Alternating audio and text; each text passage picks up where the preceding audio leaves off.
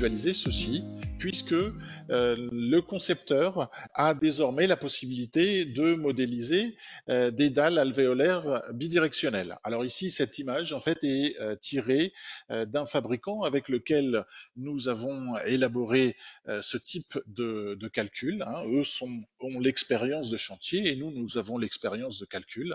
Et nous avons en fait combiné nos savoir-faire pour pouvoir offrir cette typologie. Alors, ce n'est pas un plancher réticulé, puisque comme vous le voyez ici, on y voit très bien une armature inférieure distribuée, et en haut également, alors peut-être que ça se voit mieux ici, on y voit également dans la partie supérieure une armature qui est distribuée également, répartie. Donc, ce n'est pas un plancher réticulé dans le sens où la sous-face est totalement lisse.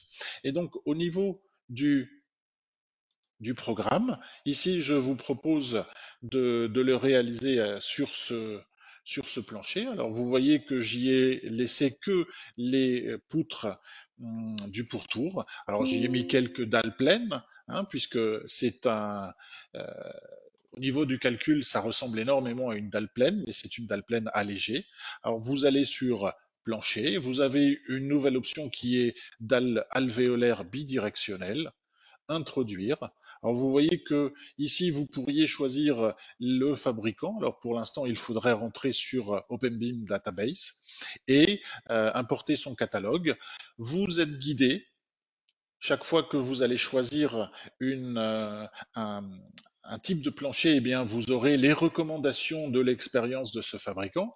Et au niveau de l'introduction, vous choisissez la zone où vous voulez l'introduire. Vous cliquez sur une poutre pour qu'on soit bien parallèle et vous générez les allègements. De la même façon que je vais faire ici, je vais prendre le même. Je vais générer les allègements et vous voyez comment le programme a généré automatiquement les renforts de dalles pleines qu'il y aurait autour des endroits où viendrait un problème de poinçonnement comme les poteaux ou aux alentours des poutres. Donc c'est un nouveau type de plancher qui est très utilisé et qui nous avait été demandé. Et forcément, au niveau du calcul, eh bien, vous aurez les mêmes résultats que pour une dalle pleine. Vous aurez la possibilité de consulter les efforts, les ratios et obtenir un plan de ferraillage très ressemblant à celui d'une dalle pleine.